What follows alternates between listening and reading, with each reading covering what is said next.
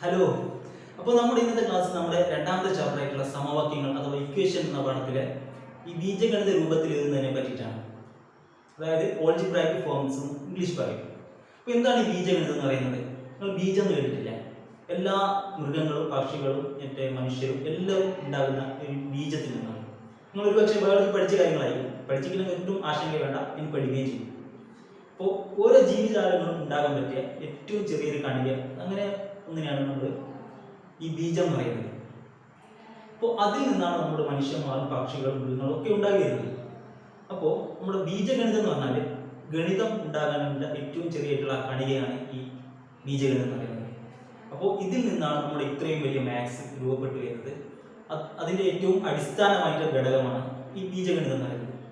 അപ്പോൾ അതിൻ്റെ ഒരു വലിയ രൂപമാണ് നമ്മൾ ഇന്ന് കാണുന്ന മാത്തമാറ്റിക്സ് എന്ന് പറയുന്നത്. അപ്പോൾ അതിൻ്റെ അത്തരത്തിലുള്ള കാര്യത്തെ പറ്റിയാണ് നമ്മൾ ഇന്ന് പഠിക്കാൻ പോകുന്നത്. അതായത് മാത്സിൽ അത്രയും ഇമ്പോർട്ടൻസ് ആയിട്ടുള്ള, അത്രയും പ്രധാനപ്പെട്ടിട്ടുള്ള ഒരു ഭാഗമാണ് ഈ ബീജഗണിതം എന്ന് പറയുന്നത്. നമ്മുടെ ഇപ്പോഴും ഇതിന് ശേഷം 9ാം class, 10ാം class, +1, +2, degree, PG, PhD എവിടെ പോയാലും നിങ്ങൾക്ക് ഈ ഓൾജിബ്ര ബീജഗണിതം ഇല്ലാണ്ട് നമുക്ക് കണക്കുണ്ടാവില്ല. ഇപ്പോൾ എക്സ് കണ്ടുപിടിക്കാന്നൊക്കെ നിങ്ങൾ എവിടെയൊക്കെ കണ്ടിട്ടുണ്ടാവും അല്ല? ഇപ്പോൾ എക്സ് കണ്ടുപിടിക്കാന്ന് കരുതിയിട്ട് നമ്മളെപ്പോഴും വളരെ പേടിച്ചോടെയാണ് നമ്മളതിനെ സമീപിക്കാറുണ്ടാവും അല്ല? ഒരു എക്സ് കണ്ടുപിടിക്കുക എന്ന് പറയുമ്പോൾ തന്നെ നമുക്കത് കാണുമ്പോൾ തന്നെ പേടിയായിരിക്കും. അപ്പോൾ ഈ എക്സ് ഇനി നമ്മുടെ അങ്ങോട്ടുള്ള യാത്രകളിൽ നമ്മുടെ കൂടെ എപ്പോഴും ഉണ്ടാകുന്ന, നമ്മുടെ പിന്തുടർന്നുകൊണ്ടിരിക്കുന്ന, നമ്മളെ വിട്ടുപോകാതെ പിന്തുടർന്നിരിക്കുന്ന ഒരു ബാധയാണ് അല്ല? അങ്ങനെയല്ല.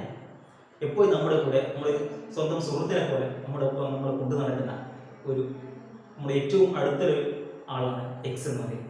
ഇനി ഇന്നത്തെ ക്ലാസ് നമ്മുടെ എങ്ങനെയാണ് ഒരു ബീജഗണിത രൂപത്തിൽ എഴുതുക, ഒരു ബീജഗണിത രൂപത്തിൽ എഴുതി കഴിഞ്ഞാൽ അത് എങ്ങനെ സോൾവ് ചെയ്യാം, എങ്ങനെ പരിഹരിച്ച് അതിൻ്റെ ഉത്തരം കണ്ടുപിടിക്കാം എന്നൊക്കെയാണ് നമ്മളിന്ന് പഠിക്കാൻ പോകുന്നത്. അപ്പോൾ ഈ പാഠം നിങ്ങൾ പഠിക്കുമ്പോൾ ഞാൻ എഴുതുന്നത് നോക്കി പകർത്തുന്നതിന് പകരം എങ്ങനെയാണ് ഒരു കാര്യം തന്നാൽ, ഒരു ചോദ്യം തന്നാൽ അതിനെ ബീജഗണിത രൂപത്തിലേക്ക് മാറ്റി എഴുതുന്നത് എന്നാണ് നിങ്ങൾ ശ്രദ്ധിക്കേണ്ടത്. അതിൻ്റെ ലോജിക്ക് എന്താണ്, എങ്ങനെയാണ് ചെയ്യുന്നത് മാത്രമേ ശ്രദ്ധിക്കാവൂ. അല്ലാതെ ഞാൻ എഴുതുന്നത് നോക്കി ഒരിക്കലും നിങ്ങൾ പകർത്താൻ ശ്രമിച്ചാൽ, നിങ്ങൾക്ക് വേറൊരു ചോദ്യം കണ്ടാൽ നിങ്ങൾക്ക് ബീജഗണിത രൂപത്തിലേക്ക് അതിനെ മാറ്റി എഴുതാൻ പറ്റില്ല. കണക്കിന്റെ ഭാഷയിലേക്ക് നിങ്ങൾക്ക് ഒരു ചോദ്യത്തെ മാറ്റി എഴുതാൻ പറ്റില്ല. ഒരു ചോദ്യം നിങ്ങൾക്ക് കിട്ടിയാൽ അത് നിങ്ങൾക്ക് ബീജഗണിത രൂപത്തിലേക്ക് മാറ്റി എഴുതാൻ കഴിഞ്ഞാൽ ആ ചോദ്യം നിങ്ങൾ പകുതി ചെയ്ത് കഴിഞ്ഞു. അപ്പോൾ അതുകൊണ്ട് നിങ്ങൾ ശ്രദ്ധിക്കേണ്ടത്, ഒരു ചോദ്യം തരുമ്പോൾ അതിനെ ഞാൻ എങ്ങനെയാണ് മാറ്റി എഴുതുന്നത്, ബീജഗണിത രൂപത്തിലേക്ക് എഴുതുന്നത്, ഓൾജിബ്രായിക് ഫോംസിലേക്ക് എഴുതുന്നത് എന്നാണ് നിങ്ങൾ ശ്രദ്ധിക്കേണ്ടത്. അപ്പോൾ ശരിയാണല്ലോ? കൃത്യമായിട്ട് എങ്ങനെയാണ് ചെയ്യുന്നത് മനസ്സിലാക്കിക്കൊണ്ട് പഠിക്കുക. അപ്പോൾ നിങ്ങൾക്ക് ഈ ഗണിതം എന്ന് പറയുന്നത് ഒരു വിഷയമേ ആയിരിക്കില്ല. അപ്പോൾ നമുക്ക് നോക്കാം എങ്ങനെയായിരിക്കാം ഒരു ബീജഗണിത രൂപത്തിലേക്ക് ഒരു ചോദ്യങ്ങൾ മാറ്റുന്നത് എന്നൊക്കെ നോക്കാം നമുക്ക്. അപ്പോൾ നമ്മൾ കഴിഞ്ഞ ക്ലാസ് ചെയ്തതുപോലത്തെ കുറച്ച് ചോദ്യങ്ങൾ നിങ്ങൾ കഴിഞ്ഞ ക്ലാസ് കണ്ടിട്ടുണ്ടാവുമെന്ന് കരുതുന്നു. അപ്പോൾ അതേ മോഡലുള്ള ചോദ്യങ്ങളിൽ നിന്ന് നമ്മൾ ഗണിത ഭാഷയായിട്ടുള്ള ബീജഗണിതത്തിലേക്ക്, ഓൾജിബ്രയിലേക്ക് നമ്മൾ കടക്കുകയാണ്. അപ്പോൾ എല്ലാവരും റെഡി ആണല്ലോ? ഓക്കെ ആണല്ലോ? നമുക്ക് പോകാലോ? അപ്പോൾ നമുക്ക് ഇന്നത്തെ ക്ലാസ് ഒരു ചോദ്യത്തോടു കൂടി തുടങ്ങാം. എന്താ? ഒരു പ്രശ്നം പരിഹരിച്ച് തന്നെ തുടങ്ങിക്കളയാം. അപ്പോൾ ചോദ്യം എന്ന് പറയുന്നത് ഇതാണ്. നിങ്ങൾ കഴിഞ്ഞ ക്ലാസ് കണ്ടിട്ടുണ്ട്, നിങ്ങൾക്ക് വളരെ എളുപ്പത്തിൽ ചെയ്യാൻ പറ്റുന്ന സിമ്പിളായിട്ടുള്ള ചോദ്യമാണ്. ഒരു സംഖ്യ ഞാൻ 3 കൊണ്ട് ഗുണിച്ച് 2 കൂട്ടിയപ്പോൾ 50 കിട്ടി. ഏതായിരിക്കും സംഖ്യ? ഞാൻ ബോർഡിലൊക്കെ നീങ്ങാം. ഇതാണ് ഞാനിപ്പോൾ പറഞ്ഞ ചോദ്യം. ഏതോ ഒരു സംഖ്യ എനിക്കറിയില്ല, അതിന് ഞാൻ 3 കൊണ്ട് ഗുണിച്ച്, അപ്പോൾ എനിക്ക് മറ്റൊരു സംഖ്യ കിട്ടി. ഈ സംഖ്യയോട് ഞാൻ വീണ്ടും 2 കൂട്ടിയപ്പോൾ 50 കിട്ടി. ഏതായിരിക്കും സംഖ്യ? ചെയ്തു നോക്കാമല്ലോ? ഇങ്ങനെ ചെയ്തു നോക്കാം. ഇതിൻ്റെ ഐഡിയ എന്താ? ഏതോ ഒരു സംഖ്യ ഇവിടെ ഞാൻ എടുത്തത്, ഏതോ ഒരു സംഖ്യ 2 കൂട്ടിയപ്പോഴാണല്ലോ 50 കിട്ടിയത്. അപ്പോൾ അത് ഏത് സംഖ്യ ആയിരിക്കും? 50 2 കുറച്ച് നോക്കിയാൽ മതിയല്ലോ അല്ല? അതായത് 48 അല്ല? 48 2 കൂട്ടിയാണല്ലോ 50. എങ്ങനെ കിട്ടുന്ന? 50 2 കുറച്ച് നോക്കിയാൽ 48ആണ്. അപ്പോൾ ഇത് കിട്ടി, ഇവിടെയുള്ള സംഖ്യ നമുക്ക് കിട്ടിയത് അല്ല? ഇനി ഈ സംഖ്യ എങ്ങനെയാണ് നമുക്ക് കിട്ടുന്നത്? ഇവിടെയുള്ള ഏതോ ഒരു സംഖ്യയോട് 3 കൊണ്ട് ഗുണിച്ചാണ്. അപ്പോൾ ഏതോ ഒരു സംഖ്യ 3 കൊണ്ട് ഗുണിച്ചാണ് 48. അപ്പോൾ അതേതായിരിക്കും സംഖ്യ? അതെങ്ങനെയാണ് പിടിക്കാം? ഏതോ ഒരു സംഖ്യ 3 കൊണ്ട് ഗുണിച്ചതാണല്ലോ ഇത് കിട്ടുന്നത്. അപ്പോൾ ഇതിനെ 3 കൊണ്ട് ഹരിച്ചാൽ എന്ത് കിട്ടും? ഈ സംഖ്യ കിട്ടും. അതായത് 48 ഹരിക്കണം 3. 48നെ 3 കൊണ്ട് ഹരിച്ചു നോക്കിയാൽ മതി. അപ്പോൾ നമുക്ക് ഒരു സംഖ്യ കിട്ടും. ഏതാ കിട്ടുക? ഹരിച്ചു നോക്കിയാൽ. ഹരിച്ചാ എത്ര കിട്ടിയത്? 16 അല്ല? 16 കിട്ടിയത്. അപ്പോൾ ഈ സംഖ്യ 16 കിട്ടും. നിങ്ങൾ ചെക്ക് ചെയ്ത് നോക്കി. 48നെ 3 കൊണ്ട് ഹരിച്ചാൽ 16 കിട്ടും. അതായത് ഈ 3 അപ്പുറം എടുത്തോളൂ. 48 സമം 16 ഗുണിക്കണം 3 അല്ല ശരിയല്ല, ഇവിടെ 16 കിട്ടില്ല. 16 നമ്മൾ 3 കൊണ്ട് ഗുണിക്കും 48 കിട്ടുമോ? 48 2 കൂട്ടുമ്പോൾ 50 കിട്ടും. ഇപ്പോൾ സംഖ്യ നമ്മൾ കണ്ടുപിടിച്ചല്ലോ. ഇതിന്റെ ഐഡിയ മനസ്സിലായല്ലോ അല്ല? ഫസ്റ്റ് നമ്മൾ 50 എങ്ങനെ കിട്ടിയെങ്കിൽ 2 കൂട്ടിയപ്പോൾ 2 കുറച്ചാൽ ഇവിടെയുള്ള സംഖ്യ കിട്ടും. ഈ സംഖ്യ എങ്ങനെ കിട്ടിയേ? ഇവിടെയുള്ള സംഖ്യ 3 കൊണ്ട് ഗുണിച്ചപ്പോൾ. അപ്പോൾ നമ്മൾ എന്താ വിളിച്ചത്? ഏത് സംഖ്യ എന്ന് അറിയാൻ വേണ്ടിയിട്ട് 3 കൊണ്ട് ഗുണിച്ചപ്പോഴാണ് നമുക്ക് ഇത് കിട്ടിയത്. അപ്പോൾ ഈ സംഖ്യയെ 3 കൊണ്ട് ഹരിച്ച് അപ്പോൾ നമുക്ക് എന്ത് കിട്ടി? ഏതാ സംഖ്യ കിട്ടി അല്ല? ഇനി നമുക്ക് ഇതേ കണക്ക്, ഈ കണക്ക് ബീജഗണിത രൂപത്തിൽ അഥവാ ഓൾജിബ്രായിക് ഫോംസിൽ എങ്ങനെ എഴുതാൻ നോക്കാം. അതായത് കണക്കിന്റെ ഭാഷയിൽ എങ്ങനെ എഴുതും. അപ്പോൾ ഇതാണല്ലോ നമ്മുടെ ചോദ്യം. ഏതോ ഒരു സംഖ്യ അതിന് 3 കൊണ്ട് ഗുണിച്ചപ്പോൾ മറ്റൊരു സംഖ്യ കിട്ടി, അതിനോട് 2 കൂട്ടിയപ്പോൾ 50 കിട്ടി. ഇതേ ചോദ്യം തന്നെ ഞാൻ ഒന്നുകൂടി എഴുതി. അപ്പോൾ നമുക്ക് കണ്ടുപിടിക്കേണ്ടത് ഈ സംഖ്യ ഏതാണ് അല്ല? എനിക്ക് ഈ സംഖ്യ അറിയില്ല, ഇതും അറിയില്ല. ഞാൻ ഈ സംഖ്യ അറിയാത്തത് കൊണ്ട് അറിയാത്ത ഏതോ ഒരു സംഖ്യ രീതിയിൽ ഞാൻ എക്സ് എന്ന് എടുത്തു. ഈ സംഖ്യ ഈ എക്സ് ആണ് എനിക്ക് കണ്ടുപിടിക്കേണ്ടത്. ഈ ഏത് സംഖ്യ എനിക്ക് കണ്ടുപിടിക്കണം. നിലവിൽ എനിക്കത് അറിയാത്തത് കൊണ്ട്, പരിചയമില്ലാത്തത് കൊണ്ട്, കിട്ടാത്തത് കൊണ്ട് ഞാൻ ഇതിന് എക്സ് ആണെന്ന് എടുത്തു. അതായത് ഏതോ ഒരു സംഖ്യ എന്നൊരു സങ്കല്പമാണ് ഈ എക്സ് എന്ന് പറയുന്നത്. നമുക്ക് അറിയാത്തൊരു സംഖ്യ. ഇനി നമ്മൾ എന്താ ചെയ്യുന്നത്? ഇതിന് ഈ എക്സിനെ, ഈ സംഖ്യയെ ഞാൻ 3 കൊണ്ട് ഗുണിക്കുന്നു. അപ്പോൾ എനിക്ക് മറ്റൊരു സംഖ്യ കിട്ടി. അതായത് ഈ എക്സ് ഗുണിക്കണം 3 അല്ല, ഈ സംഖ്യ ഞാൻ 3 കൊണ്ട് ഗുണിച്ചു. അപ്പോൾ എനിക്ക് എന്ത് കിട്ടി? മറ്റൊരു സംഖ്യ കിട്ടല്ലോ. അതാണല്ലോ ഇവിടെയുള്ള സംഖ്യ. അപ്പോൾ അതാണ് എക്സ് ഗുണിക്കണം 3. ഇവിടെയുള്ള സംഖ്യ അതാണ്. അതായത് ഇവിടെയുള്ള സംഖ്യ 3 കൊണ്ട് ഗുണിച്ച സംഖ്യയാണ് ഇവിടെയുള്ളത് അല്ല? അപ്പോൾ ഇവിടുത്തെ സ്റ്റെപ്പ് മനസ്സിലായോ? ഏതോ ഒരു സംഖ്യ അതിനെ 3 കൊണ്ട് ഗുണിച്ചത് ഇവിടെ കിട്ടുന്ന സംഖ്യ, അതായത് എക്സിനെ 3 കൊണ്ട് ഗുണിച്ച് ഈ സംഖ്യയെ 3 കൊണ്ട് ഗുണിച്ചാണ് ഈ സംഖ്യ. ഇത് മനസ്സിലായല്ലോ? മനസ്സിലായല്ലോ? ഇനി ഞാൻ എന്താ ചെയ്യുന്നത്? ഈ സംഖ്യയോട് ഞാൻ 2 കൂട്ടിയപ്പോൾ 50 കിട്ടുന്നു. ഇവിടെയുള്ള സംഖ്യ എക്സ് ഗുണിക്കണം 3 അല്ല? അപ്പോൾ നമ്മൾ ഏതോ ഒരു സംഖ്യ 3 കൊണ്ട് ഗുണിച്ചാണ് ഇവിടെ ഉള്ളത്. ഇനി നമ്മൾ ഈ സംഖ്യയോട് 2 കൂട്ടണം. അതായത് ഈ സംഖ്യ നമ്മൾ ഇപ്പോൾ നിലവിൽ എക്സ് ഗുണിക്കണം 3 ഇതല്ല ഈ സംഖ്യ. ഈ സംഖ്യയോട് നമ്മൾ 2 കൂട്ടുന്നു. ഈ മൊത്തം സംഖ്യയോടാണ്, ഈ മൊത്തം സംഖ്യയോട് നമ്മൾ 2 കൂട്ടുന്നു. അതിനാണ് ഞാൻ ബ്രാക്കറ്റ് ഇട്ടത്. ഞാനെന്താണ് ബ്രാക്കറ്റ് ഇട്ടെന്ന് ചോദിച്ചാൽ, നമ്മൾ എക്സ് ഗുണിക്കണം 3 കൂട്ടണം 2 എന്ന് എഴുതിയാൽ നിങ്ങൾ ചിലപ്പോൾ ഈ 3 2 കൂട്ടിക്കളയാൻ ചാൻസ് ഉണ്ട്. അങ്ങനെയല്ല ഉദ്ദേശിക്കുന്നത്. ഇവിടെയുള്ള സംഖ്യയെ മൊത്തം നമ്മൾ 2 കൊണ്ടാണ് 2 കൂട്ടുകയാണ് ചെയ്യുന്നത്. ഈ സംഖ്യയോട് 2 കൂട്ടുകയാണ് ചെയ്യുന്നത്. അതുകൊണ്ടാണ് ഈ സംഖ്യ എക്സ് ഗുണിക്കണം 3 ഏതാണ് സംഖ്യ അത് കണ്ടുപിടിച്ച ശേഷം അതിനോട് 2 കൂട്ടുക. അതാണ് ഇത് ബ്രാക്കറ്റ് ഇട്ടിരിക്കുക. മനസ്സിലായില്ല? അല്ലെങ്കിൽ നിങ്ങൾ ഇത് 2 കൂടി കൂട്ടിയാൽ നിങ്ങൾ കണക്ക് തെറ്റും. അപ്പോൾ ഈ സംഖ്യ നമുക്ക് കിട്ടിയല്ലോ. ഈ സംഖ്യ എക്സ് ആണ്, ഈ സംഖ്യ എക്സ് ഗുണിക്കണം 3 ആണ്, എക്സിന് 3 കൊണ്ട് ഗുണിച്ചാണ്. ഇതെന്ന് പറയുന്നത് എക്സിനെ 3 കൊണ്ട് ഗുണിച്ച് കൂട്ടിയ സംഖ്യയോട് 2 കൂട്ടിയതാണ്. അത്രേ ഇതിനർത്ഥമുള്ളൂ. ഇതാണ് നമ്മുടെ ഈ മൊത്തം ചോദ്യം നമ്മുടെ കണക്കിന്റെ ഭാഷയിൽ എഴുതിയാണ് ഇത്. ഇപ്പൊ നമുക്ക് മറ്റൊരു കാര്യം അറിയാം. എന്താ? ഈ സംഖ്യ ഏതാണെന്ന് അറിയാം. 50 ആണ് നമുക്ക് തന്നിട്ടുണ്ട് അല്ല? ഇത് ചോദ്യത്തിൽ തന്നല്ല. ഏതോ ഒരു സംഖ്യയുടെ 3 കൊണ്ട് ഗുണിച്ച് മറ്റൊരു സംഖ്യ കിട്ടി. ആ കിട്ടിയ സംഖ്യയോട് 2 കൂട്ടിയപ്പോൾ 50 ആണ് കിട്ടി. ഏതോ ഒരു സംഖ്യ 3 കൊണ്ട് ഗുണിച്ചപ്പോൾ മറ്റൊരു സംഖ്യ കിട്ടി. ഈ സംഖ്യയോട് 2 കൂട്ടിയപ്പോൾ നമുക്ക് മറ്റൊരു സംഖ്യ കിട്ടി. ആ സംഖ്യയാണ് 50 എന്ന് പറയുന്നത്. അപ്പോൾ ഈ സംഖ്യയാണ് 50 എന്ന് പറയുന്നത്. മനസ്സിലായ? അതാണ് 50. അതായത് എക്സ് ഗുണിക്കണം 3 എന്ന സംഖ്യയോട് 2 കൂട്ടിയത് ഈ സംഖ്യയാണ് 50. ഇത് സമം 50 ആണ്. മനസ്സിലാക്കിയല്ലോ? ഇതിലൊന്നും മനസ്സിലാക്കാത്തില്ലല്ലോ. ഈ സംഖ്യയാണ് 50. നമുക്ക് ചോദ്യത്തിൽ തന്നിട്ടുണ്ട്. അതുകൊണ്ട് ഇത് സമം 50 എന്ന് എഴുതാം. പറ്റുമല്ലോ?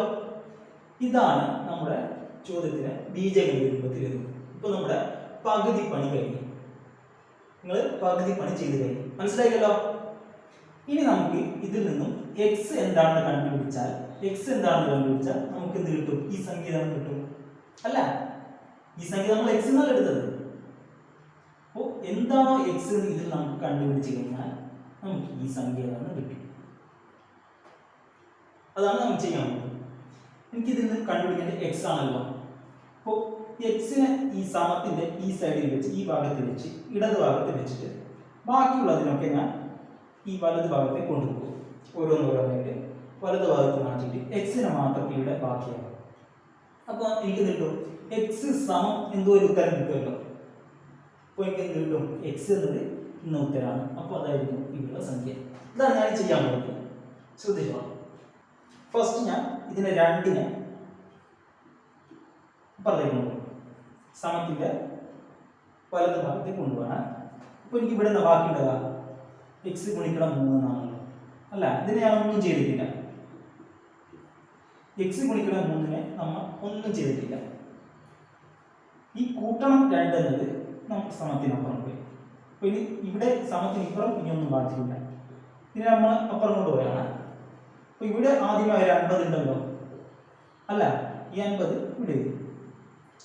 ഇനി ഈ കൂട്ടണം 2 എന്നത് ആ സമത്തിനപ്പുറം പോകുമ്പോൾ കുറക്കണം 2 എന്നായി മാറും. സ്റ്റെപ്പ് മനസ്സിലായില്ല? കൂട്ടണം 2 സമത്തിനപ്പുറം പോകുമ്പോൾ കുറക്കണം എന്നാവും.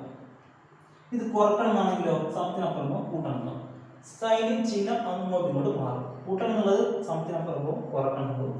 കുറക്കണം എന്നുള്ളത് സമത്തിനപ്പുറം പോകുമ്പോൾ കൂട്ടണം അങ്ങോട്ടും ഇങ്ങോട്ടും മാറും. അപ്പോൾ ഇത് എത്ര കിട്ടുക? എക്സ് ഗുണിക്കണം 3 സമം 50 നിന്ന് 2 കുറച്ചാൽ എത്രയാ? 48 അല്ല. അതായത് എക്സ് ഗുണിക്കണം 3 എന്നത് 48ആണ്. എക്സ് ഗുണിക്കണം 3 എന്ന് പറഞ്ഞാൽ നമ്മുടെ ഈ സംഖ്യ അല്ലേ. അപ്പോൾ ഈ സംഖ്യ എത്രയാണ്? 48. ഇത്ര വരുന്ന വേണ്ട. നമുക്ക് കണ്ടുപിടിക്കേണ്ടത് എക്സ് ആണ് അല്ല. ഇനി നമുക്ക് ഈ എക്സിനെ ഇവിടെ വെച്ചിട്ട് ഈ 3 അപ്പുറം നോക്കാം. അപ്പോൾ നമുക്ക് കിട്ടും എക്സ് സമം പറഞ്ഞിട്ടുണ്ടല്ലോ അല്ല. അപ്പോൾ ഇവിടെ എക്സ് മാത്രമാണ് ബാക്കിയുണ്ടാവും. എക്സ് 3 നമ്മൾ അപ്പുറം എടുക്കണം. 3 അപ്പുറം എടുക്കുന്നതിന് മുന്നേ ഇവിടെ ഒരു സംഖ്യ ഉണ്ടല്ലോ ഓൾറെഡി. നിലവിലൊരു സംഖ്യ ഉണ്ട്, അത് 47 അല്ല. ഈ സംഖ്യ ഇവിടെ ഉണ്ട്. ഇനി നമ്മൾ ഈ എക്സിനെ ഈ 3 നമ്മൾ അപ്പുറത്തേക്ക് മാറ്റുന്നു. അപ്പോൾ എന്താവും? ഗുണിക്കണം എന്ന 3 സമത്തിനപ്പുറത്തേക്ക് പോകുമ്പോൾ ഹരിക്കണം എന്നായി മാറും. ഗുണിക്കണം എന്നത് സമത്തിനപ്പുറം പോകുമ്പോൾ ഹരിക്കണം എന്ന് മാറും. അപ്പോൾ 58 ഹരിക്കണം 2 എന്നാവും. 3 അല്ല, 3 എന്നാവും. ഗുണിക്കണം എന്നത് സമത്തിനപ്പുറം പോകുമ്പോൾ ഹരിക്കണം എന്നായി മാറും. ഇത് എത്രയാ? ഇപ്പോൾ എക്സ് സമം 48നെ 3 കൊണ്ട് ഹരിച്ചതാണ്. അത് എത്രയാ? 48നെ 3 കൊണ്ട് ഹരിച്ചത് 48നെ 3 കൊണ്ട് ഹരിച്ചാൽ 16 കിട്ടില്ല. അതായത് എക്സ് എന്നത് 16 ആണ്. എക്സ് എന്ന് പറഞ്ഞാൽ എന്താ? നമ്മുടെ ഈ സംഖ്യ അല്ലേ. ഇത് 16 ആണ്.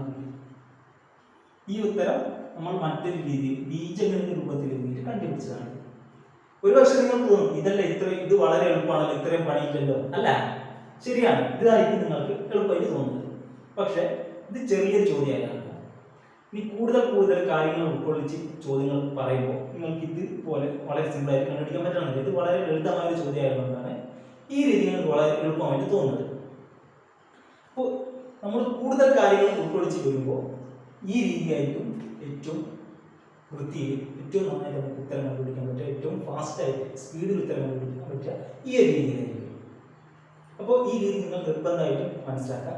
എങ്ങനെയാണ് ചെയ്തതെന്ന് കൃത്യമായിട്ട് മനസ്സിലാക്കുക. ഇത് നോക്കി പകർത്താതെ എങ്ങനെയാണ് ഓരോ സ്റ്റെപ്പും ചെയ്യുന്നത്, എന്തുകൊണ്ടാണ് ഇങ്ങനെ എഴുതുന്നത്, ഇതിനെന്തുകൊണ്ടാണ് ഇങ്ങനെ എഴുതുന്നത് കൃത്യമായിട്ട് മനസ്സിലാക്കുക. പിന്നെ അതെങ്ങനെയാണ് സോൾവ് ചെയ്യുന്നത്, അതായത് ഇതിൻ്റെ ഉത്തരം കണ്ടുപിടിക്കുന്ന രീതി ഇങ്ങനെ മനസ്സിലാക്കുക. നമുക്ക് എക്സ് ആണ് ഇതിന് കണ്ടുപിടിക്കേണ്ടത്. അതുകൊണ്ട് ഓരോന്നിനെ ഈ സമത്തിനപ്പുറത്തേക്ക് പറഞ്ഞു വിട്ടിട്ട് എക്സിന് ഇവിടെ ബാക്കിയാക്കും. അപ്പോൾ എക്സ് സമം എന്ന് പറഞ്ഞൊരു ഉത്തരം കിട്ടും. അതായിരിക്കും നമ്മുടെ ഇവിടെ എക്സ്. മനസ്സിലായല്ലോ? ഇനി നമുക്ക് അടുത്തൊരു ചോദ്യം. കുറച്ചുകൂടി നമുക്ക് ഇത് കുറച്ച് നമ്മുടെ മനസ്സിൽ കൃത്യമായിട്ട് നിൽക്കണം. എടാ, ഇതാണ് രണ്ടാമത്തെ ചോദ്യം. ഒരു ചതുരം തന്നിട്ടുണ്ട്. അതിൻ്റെ ഒരു വശം 5 സെന്റിമീറ്ററാണ്. പിന്നെ അതിൻ്റെ ചുറ്റളവ്, അതായത് ചുറ്റുമുള്ള അളവ്, ചുറ്റളവ് അറിയാലോ, ഓരോ വശം കൂട്ടുന്നത്. ഈ വശവും ഈ വശവും ഈ വശവും ഈ വശവും 4 വശം കൂടി കൂടുന്നതാണ് ചുറ്റളവ് പറയുന്നത്. ചുറ്റളവ് അഥവാ പെരിമീറ്റർ 20 സെന്റിമീറ്റർ ആണ്. നമുക്ക് കണ്ടുപിടിക്കേണ്ടത് രണ്ടാമത്തെ വർഷത്തിലേക്ക്. കണ്ടുപിടിക്കാൻ പറ്റുമോ? ശ്രമിച്ചു നോക്ക്. മനക്കണൊക്കെ ആയിട്ട് ഒരു വർഷം നിങ്ങൾ ചെയ്യാൻ പറ്റും. അവിടെ ലളിതമായിട്ടുള്ള ചോദ്യമാണ് അല്ല, ചെയ്തു പറ്റുന്നുണ്ടോ? ഇത് ചതുരാണല്ലോ. അപ്പോൾ ഈ വശം 5 സെന്റിമീറ്റർ ആയതുകൊണ്ട് ഇതിന് നേരെ ഓപ്പോസിറ്റുള്ള ഈ വശത്തിലായിരിക്കും 5 തന്നെയായിരിക്കില്ല. കാരണം എതിർവശങ്ങൾ തുല്യമാണല്ലോ ചതുരത്തിന്. അപ്പോൾ ഈ വശവും തുല്യമായിരിക്കും. അപ്പോൾ നമുക്ക് തന്നെ എന്താ, ഈ വശവും 4 വശവും കൂട്ടിയാൽ 20 സെന്റിമീറ്റർ ആണ് നമുക്കറിയാം. അപ്പോൾ ഈ വശത്തിന്റെ നീളമാണ് നമുക്ക് കണ്ടുപിടിക്കേണ്ടത് അല്ല, അല്ലെങ്കിൽ ഈ വശത്തിന്റെ നീളം രണ്ടും തുല്യമാണല്ലോ. അപ്പോൾ ഇതിനെ നമുക്ക് അറിയാത്തത് കൊണ്ട് ഏതോ ഒരു സംഖ്യ അത്ര നമുക്കറിയില്ല, അതുകൊണ്ട് നമ്മൾ എന്തെടുക്കും? എക്സ് എനിക്കറിയില്ല, ഇതാണ് എനിക്ക് കണ്ടുപിടിക്കുന്നത്. എനിക്കിത് എത്രയാണെന്ന് അറിയാത്തതുകൊണ്ട് ഇതാണ് എനിക്ക് കണ്ടുപിടിക്കേണ്ടത്. അതുകൊണ്ട് ഞാൻ എക്സ് എടുത്ത് ഏതോ ഒരു സംഖ്യ അത്രയാണ് ഉദ്ദേശം. അപ്പോൾ ഇത് എക്സ് ആണെങ്കിൽ ഇതെന്തായിരിക്കും? എക്സ് ആയിരിക്കുമല്ലോ അല്ല. ഇത് 4 സെന്റിമീറ്റർ ആണെങ്കിൽ ഇത് 4 സെന്റിമീറ്റർ ആയിരിക്കും. ഇത് 5 ആണെങ്കിൽ ഇത് 5 ആയിരിക്കും. പിന്നെ ഇത് 2 ആണെങ്കിൽ ഇത് 2 ആയിരിക്കും. അതേ ഇതിന് അർത്ഥമുള്ളൂ. ഇത് എത്രയാണെന്ന് അറിയാത്തതുകൊണ്ട് ഞാൻ എക്സ് എടുത്തു. മനസ്സിലായല്ലോ? ഇനി നമുക്ക് ചോദ്യത്തിലൊന്നും കൂടി നോക്കാം. ചുറ്റളവ് 20 ആണ്. ചുറ്റളവ് എന്ന് പറഞ്ഞാൽ എന്താ? ഇത് 4 കൂട്ടുന്നതാണല്ലോ. 4 കൂട്ടിയോ 5 കൂട്ടണം 5 കൂട്ടണം എക്സ് കൂട്ടണം എക്സ്, അത് സമം 20. കാരണം ചുറ്റളവാണ് 20. നമുക്ക് ഇതിന്റെ ഓരോ വശം നമുക്കിപ്പോൾ എടുത്തു കഴിഞ്ഞു. അറിയാത്ത 2 വശം എക്സിന് എടുത്തു, ബാക്കി 2 വശം അറിയുന്നു. അപ്പോൾ ഇങ്ങനെ എഴുതാം. 5 കൂട്ടണം ഈ വശം പിന്നെ ഈ 5 കൂട്ടണം പിന്നെ ഈ വശം എക്സ് കൂട്ടണം പിന്നെ ഈ വശം എക്സ്, 4 വശം കൂട്ടുന്നു. അതായത് ഇത് ഞാൻ പെരിമീറ്റർ ആണ്, അതായത് ചുറ്റളവ് കാണാം. ചുറ്റളവ് 4 വശം കൂട്ടിയിട്ടാണല്ലോ. ചോദ്യത്തിൽ തന്നിട്ട് എത്രയാ? ചുറ്റളവ് 20 ആണ് തന്നിട്ടുണ്ട്. അപ്പോൾ ഇത് 4 കൂട്ടിയാൽ 20 ആണ്. ഇനി നമുക്കിത് ഇതാണ് ഇതിന്റെ ബീജഗണിത രൂപം. അതായത് ഈ തന്ന ചോദ്യത്തെ ഞാൻ ബീജഗണിത രൂപത്തിൽ മാത്സിന്റെ ഭാഷയിൽ ഓൾജിബ്രയിൽ എഴുതിയതാണ് ഇത്. നമ്മുടെ പകുതി പണി ഇങ്ങനെ ചെയ്താൽ നമ്മുടെ പകുതി പണി കഴിയും കേട്ടാ. ഇങ്ങനെ എഴുതുന്നതിന് നമ്മൾ ഓൾജിബ്രൈക് ഫോം അഥവാ ബീജഗണിത രീതി എന്ന് പറയും. ഇനി എനിക്ക് ഇതിനെ സോൾവ് ചെയ്താൽ മതി. ഇതിന്റെ ഉത്തരം കണ്ടുപിടിച്ചാൽ മതി. അതായത് എക്സ് എന്താണ് എന്ന് കണ്ടുപിടിച്ചാൽ ഉത്തരം കിട്ടി. എക്സ് എന്താണെന്ന് കണ്ടുപിടിച്ചാൽ ഈ വശത്തിന്റെ നീളം കിട്ടാൻ എനിക്ക് ഈ വശമാണ് ഞാൻ എക്സ് എന്ന് എടുത്തത് അല്ല. ഇത് കണ്ടുപിടിക്കാമോ? 5 കൂട്ടണം 5 എത്രയാ? 10. എക്സ് കൂട്ടണം എക്സ് എത്രയാ? ഇത് രണ്ടും ഞാൻ കൂട്ടി. ഇനി ഇത് രണ്ടും കൂട്ടുന്നു. ഇവിടെയുള്ള കൂട്ടം നമ്മൾ ചെയ്യാൻ വേണ്ടിയിട്ടാണ് ഇത്. എക്സ് കൂട്ടണം എക്സ് എന്താ പറ. ഒരു പെന്നിനോട് മറ്റൊരു പെന്നും കൂടി കൂട്ടിയാൽ കിട്ടുക 2 പെന്നല്ലേ കിട്ടുക. വേറെ പെൻസിലൊന്നും കിട്ടില്ലല്ലോ അല്ല. നിങ്ങൾക്കൊരു മാങ്ങ തന്ന് മറ്റൊരു മാങ്ങ കിട്ടുന്നു. ഇപ്പോൾ എത്രയും മാങ്ങ ഉണ്ട്? 2 മാങ്ങ ശരിയല്ല. അതായത് അപ്പോൾ ഒരു എക്സ് അതിനോട് മറ്റൊരു എക്സും കൂടി കൂട്ടി ഇപ്പോൾ എത്രയും 2x ആയി. അത്രയേ ഉള്ളൂ. മനസ്സിലായല്ലോ? ഒരു പേന കൂട്ടണം ഒരു പേന എത്രയാ? 2 പേന. ഒരു എക്സ് കൂട്ടണം ഒരു എക്സ് എത്രയാ? 2x. ഇങ്ങനത്തെ 2 എണ്ണം ഉണ്ട്. 1 2 അതല്ല. അതാണ് ഇതിന്റെ അർത്ഥം. എക്സ് എക്സും കൂട്ടിയാൽ 2x. ഇതെല്ലാം കൂട്ടിക്കഴിഞ്ഞല്ലോ സമം 20. അപ്പൊ ഇങ്ങനെ കിട്ടും. നമുക്കെന്താ കണ്ടുപിടിക്കേണ്ടത്? എക്സ് ആണല്ലോ. അപ്പോൾ ഈ എക്സ് ഒഴിച്ചിട്ട് ബാക്കി എല്ലാ സാധനങ്ങളും നമ്മൾ ഈ സമത്തിന്റെ അപ്പുറത്തേക്ക് കൊണ്ടുപോകാം. സമത്തിന്റെ വലത് ഭാഗത്തേക്ക് നമ്മൾ മുമ്പ് ചെയ്തതുപോലെ തന്നെ എക്സ് കണ്ടുപിടിക്കേണ്ടതുകൊണ്ട് നമുക്ക് അങ്ങനെ കൊണ്ടുവരുന്ന കിട്ടാം. ഈ ഭാഗത്ത് ഈ സമത്തിന്റെ ഇടത് ഭാഗത്ത് എക്സ് എന്ന് കിട്ടും. സമം പറഞ്ഞ അപ്പുറം മറ്റെന്തോ ഒരു സംഖ്യ കിട്ടും. ഇപ്പൊ എക്സ് സമം എന്തോ ഒരു സംഖ്യ കിട്ടിയിട്ടുണ്ടായി. നമുക്ക് ഈ വശത്തിന് നീളം കിട്ടിയില്ല അല്ല. അതാണ് ഞാൻ ചെയ്യാൻ പോകുന്നത്. അപ്പോൾ ഫസ്റ്റ് ഞാൻ ഈ 2x ഇവിടെ വെക്കും. 10നെ ഞാൻ ഈ സമത്തിന്റെ അപ്പുറത്തേക്ക് പറഞ്ഞു വിടും. നോക്കുക. അപ്പോൾ ഇവിടെ ഈ ഭാഗത്ത് സമത്തിന്റെ ഇടത് ഭാഗത്ത് എന്താ ഉണ്ടാവുക? 2x മാത്രമല്ല ബാക്കി ഉണ്ടാവും അല്ല. അതിനെ ഞാൻ ഇവിടെ തന്നെ ഇതിന് ഞാനൊന്നും ചെയ്തിട്ടില്ല. ഇത് ഇവിടെ തന്നെ സമത്തിനപ്പുറം ഒരു 20 ഉണ്ടല്ലോ. ഇതിനെ ഞാനൊന്നും ചെയ്തിട്ടില്ലല്ലോ. എന്താ ചെയ്തത്? 10നപ്പുറത്തേക്ക് പറഞ്ഞു വിടുകയാണല്ലോ. അപ്പോൾ ഇവിടെ കൂട്ടണം എന്ന പദത്താണ്. ഇതിന്റെ സൈൻ കൂട്ടണം എന്നുള്ളത് മുന്നേ ഉണ്ടാകും. അപ്പോൾ ഇങ്ങനെ ഒരു മുന്നേ ഒരു സൈൻ ഒരു കൂട്ടണം തന്നെയാണ് അർത്ഥം. ഇനി കുറക്കണം 4 മുന്നേ ഒരു -10 ഒരു ചിഹ്നം ഉണ്ടാകും കേട്ടോ. അപ്പോൾ ഇത് കൂട്ടാനുള്ള 10 ആണ്, പ്ലസ് 10 ആണ്. അപ്പോൾ കൂട്ടണമെന്നുള്ള 10നെ സമത്തിന് അപ്പുറം കൊണ്ടുപോകുമ്പോൾ എന്താവും? കുറക്കണം എന്നാകും. അപ്പോൾ ഇവിടെ പോയി കുറക്കണം 10 എന്നായി മാറും. സ്റ്റെപ്പ് മനസ്സിലായ? 10നെ ആ 20ന്റെ ഭാഗത്തേക്ക് പറഞ്ഞു. ഇന്നത്തെ കിട്ടുക 2x സമം ഇങ്ങനത്തെ എഴുതിക്കാണ്. ഇത് ഒന്നും കൂടി ഇതാണ് 20 കുറക്കണം 10 എത്രയാണ്? 10 ആണല്ലോ അല്ല. അതായത് 2x 10 ആണ്. നമുക്ക് എന്താ കിട്ടുന്നത്? x 3. 2x 10 ആണ്. അപ്പോൾ x 3 ആയിരിക്കും. അതായത് ഇതിന് 2നെ അപ്പുറത്തേക്ക് പറഞ്ഞു വിട്ടാൽ മതി അല്ല. അപ്പോൾ x മാത്രമല്ല ഇവിടെ ബാക്കി ഉണ്ടാവും. ഈ 2നെ ഞാൻ അപ്പുറത്തേക്ക് പറഞ്ഞിട്ടുണ്ട്. ഇത് ഗുണിക്കണം 2 എന്നാണ്. 2x എന്നാണ് 2 ഗുണിക്കണം x എന്നാണ്.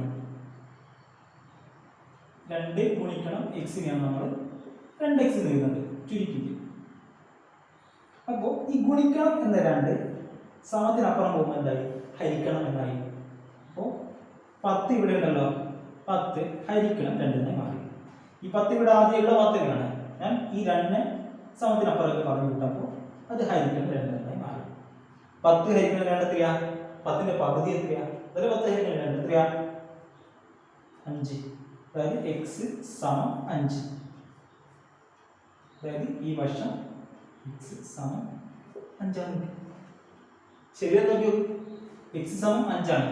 അപ്പോൾ 5 കൂട്ടണം 5 കൂട്ടണം 5 കൂട്ടണം 5 20 അല്ല.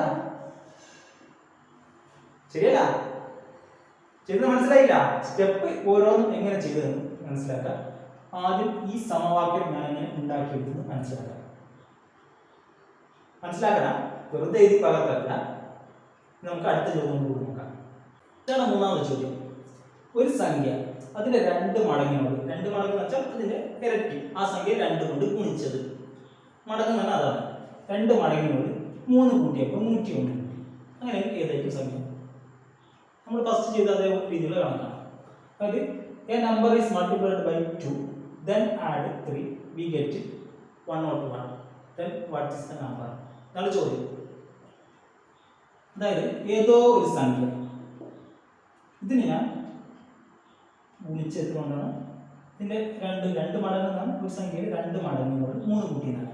അപ്പോൾ ഇതിനെ ഞാൻ 2 കൊണ്ട് ഗുണിച്ചു. ഈ സംഖ്യ എനിക്കറിയില്ല ഈ സംഖ്യയാണ്. 2 കൊണ്ട് ഗുണിച്ചു. അപ്പോൾ എനിക്ക് മറ്റൊരു സംഖ്യ കിട്ടി. ഏത് സംഖ്യ എന്ന് പറയുന്നില്ലല്ലോ, ഏതോ ഒരു സംഖ്യ വേറെ സംഖ്യ കിട്ടി. ഇതിനോട് 3 കൂട്ടിയപ്പോൾ 101 കിട്ടി. ഈ സംഖ്യ ഏതാണെന്ന് അറിയില്ല, അതിനോട് 3 കൂട്ടി. അപ്പോൾ എനിക്കത് കിട്ടി 101 കിട്ടി. ഏതാണ് സംഖ്യ? കണ്ടുപിടിക്കാതെ ഫസ്റ്റ് ചെയ്ത് അതേ കണക്കാണ്. സംഖ്യ മാറ്റിട്ട് നൽകും. കണ്ടുപിടിക്കും. ഏതോ ഒരു സംഖ്യയോട് 3 കൂട്ടിയപ്പോൾ 101 കിട്ടി. അപ്പോൾ അതേതായിരിക്കും സംഖ്യ? ഈ 101 ഈ 3 കുറച്ചാലേ മതിയല്ലോ അല്ല. അതേതായിരിക്കും? 98. റെഡിയല്ല? 98നോട് 3 കൂട്ടിയാലും 101 അല്ല. 98 എന്ന സംഖ്യ എന്താണ്? ഏതോ ഒരു സംഖ്യയെ 2 കൊണ്ട് ഗുണിച്ചതാണല്ലോ. അപ്പോൾ ഇതേതായിരിക്കും സംഖ്യ? ഈ സംഖ്യ 2 കൊണ്ട് ഗുണിച്ചപ്പോഴാണ് 98 കിട്ടിയത്, ഈ സംഖ്യ കിട്ടിയത്. അപ്പോൾ ഈ സംഖ്യ എന്ന് പറയുന്നത് ഈ 98നെ 2 കൊണ്ട് ഹരിച്ചാൽ മതി. ഇവിടെ എന്താണ് ചെയ്തത്? അതിന്റെ നേരെ ഓപ്പോസിറ്റ് പ്രവൃത്തി ചെയ്യുക. ഇവിടെ 2 കൊണ്ട് ഗുണിച്ചിട്ടില്ല, ഇവിടെ കിട്ടിയത്.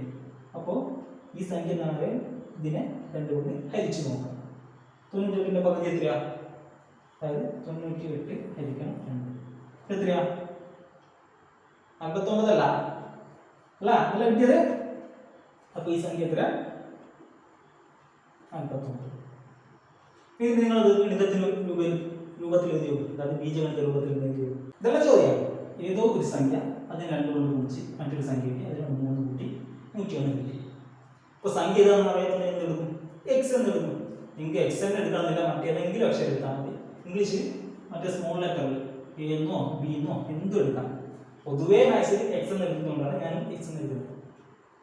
ആ സംഖ്യ ഏതോ ഒരു സംഖ്യ എഴുതുന്ന എക്സ് ആണെന്ന് എടുത്ത് എനിക്കറിയാത്തതുകൊണ്ട് ഏതാ സംഖ്യ എന്ന് പറയുന്നത് എക്സ് ആണെന്ന് എടുത്തത്. അപ്പോൾ ഇതിനെ 2 കൊണ്ട് ഗുണിച്ച് അപ്പോൾ എനിക്ക് മറ്റൊരു സംഖ്യ കിട്ടി. അതായത് ഈ സംഖ്യ ഞാൻ 2 കൊണ്ട് ഗുണിച്ച് അപ്പോൾ എനിക്ക് മറ്റൊരു സംഖ്യ കിട്ടി. ഈ സംഖ്യ ഇതാണ്. ഈ സംഖ്യ 2 കൊണ്ട് ഗുണിച്ചതാണ്. എക്സ് ഗുണിക്കണം 2 ആണ്. ഈ സംഖ്യ എക്സ് ആണ്. ഈ സംഖ്യ എക്സ് ഗുണിക്കണം 2 ആണ്. 2 കൊണ്ട് ഗുണിച്ചാണ്. ഇനി ഈ സംഖ്യയോട് ഞാൻ 3 കൂട്ടിയപ്പോൾ 101 കിട്ടി. അല്ല, എക്സ് ഗുണിക്കണം 2 എന്ന സംഖ്യയോട് 3 കൂട്ടിയപ്പോഴാണ് എനിക്ക് കിട്ടിയത്. അതായത് എക്സ് ഗുണിക്കണം 2, ഏതോ ഒരു സംഖ്യ 2 കൊണ്ട് ഗുണിച്ച് മറ്റൊരു സംഖ്യ, ഈ സംഖ്യയുടെ 3 കൂട്ടുന്നു. അപ്പോൾ ഈ മൊത്തം സംഖ്യയോട് ഈ സംഖ്യയോട് ഞാൻ 3 കൂട്ടുന്നു, ഈ സംഖ്യയുടെ 3 കൂട്ടുന്നു. ഈ സംഖ്യയുടെ എക്സ് ഗുണിക്കാൻ 2, എക്സ് ഗുണിക്കാൻ 2 കൊണ്ട് 3 കൂട്ടുന്നു. അപ്പോൾ എനിക്ക് ഈ സംഖ്യ കിട്ടി. എഴുതി മനസ്സിലാക്കാം. എക്സ് ഗുണിക്കണം 2 കൂടാൻ 2 3 എന്ന് പറഞ്ഞാൽ ഏതോ ഒരു സംഖ്യ അത് 2 കൊണ്ട് ഗുണിച്ച് ഇതിനോട് കൂട്ടി. മനസ്സിലായില്ല? എഴുതി മനസ്സിലായില്ല?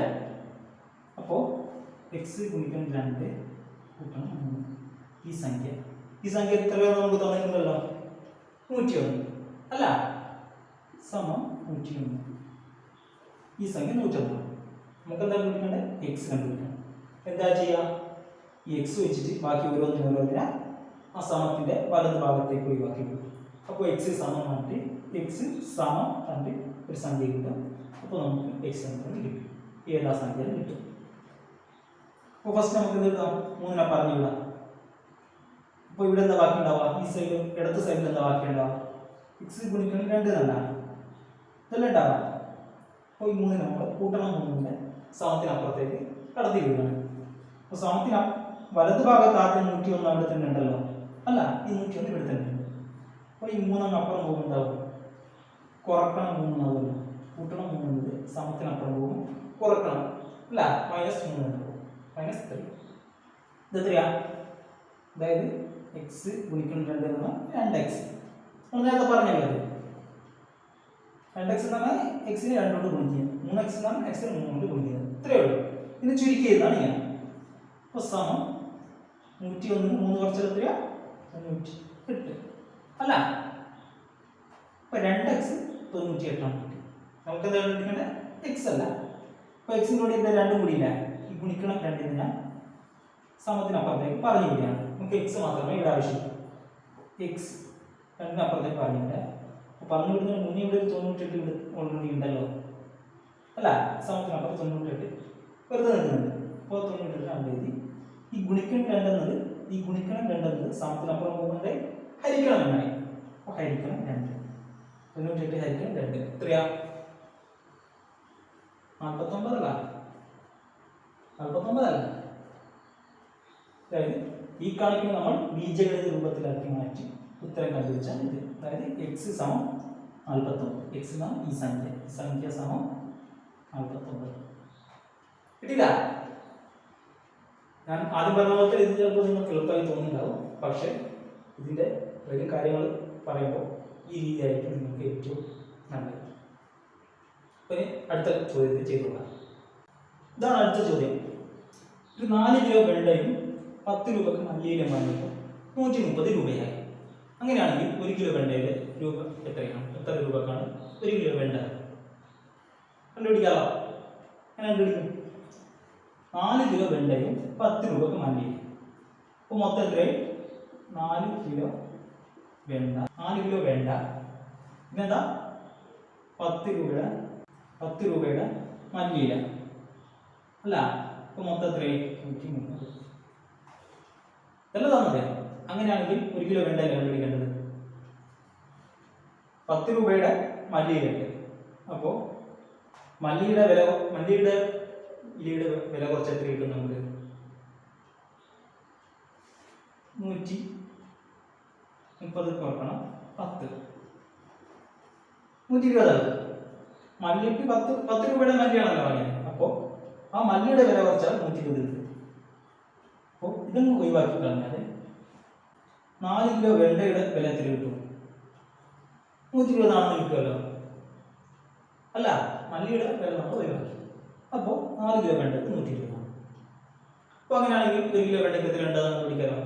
120 4 കൊണ്ട് ഹരിച്ചു നോക്കിയാൽ പോരാ. 4 കിലോ വെണ്ടയ്ക്ക് 120 ആണ്. 1 കിലോ എത്ര ഉണ്ടാവും? 120 4 ഒരു ഭാഗമല്ലേ ഉണ്ടാവും. അതായത് 120 4 കൊണ്ട് ഹരിച്ചാൽ മതി. എത്ര വരും? 30 അല്ല, 12 4 3 പ്രാവശ്യം അല്ല, 30 രൂപ വരും. 1 കിലോ വെണ്ടയ്ക്ക് 30 രൂപ. അങ്ങനെ കണ്ടുപിടിക്കാം. ഇനി ഇതിനെ ബീജഗണിത രൂപത്തിൽ നമുക്ക് എങ്ങനെ ഇത് കണ്ടുപിടിക്കാം? എനിക്ക് വെണ്ടയുടെ വിലയാണല്ലോ കണ്ടുപിടിക്കേണ്ടത്, എനിക്കത് അറിയില്ലല്ലോ. അപ്പോൾ വെണ്ടയുടെ വില ഞാൻ അറിയാത്ത ഒരു വിലയായിട്ട് ഞാൻ അതിന് എക്സ് എന്ന് എഴുതുന്നു. 1 കിലോ വെണ്ടയ്ക്ക് ഞാൻ എക്സ് രൂപയാണ്, എക്സ് എത്രയാണെന്ന് എനിക്കറിയില്ല, അതുകൊണ്ട് എത്രയോ രൂപയാണ് എനിക്ക് അറിയാത്ത രൂപയാണ് അത് ഞാൻ എക്സ് എന്ന് എഴുതുന്നത്. അപ്പോൾ ഇതാ 1 കിലോ വെണ്ടയുടെ വില എക്സ് എന്ന് എഴുതും അറിയാത്തത്. അപ്പോൾ ചോദ്യം എന്താ? 4 കിലോ വെണ്ടയും 10 രൂപയ്ക്ക് മല്ലിയിലയും മതി.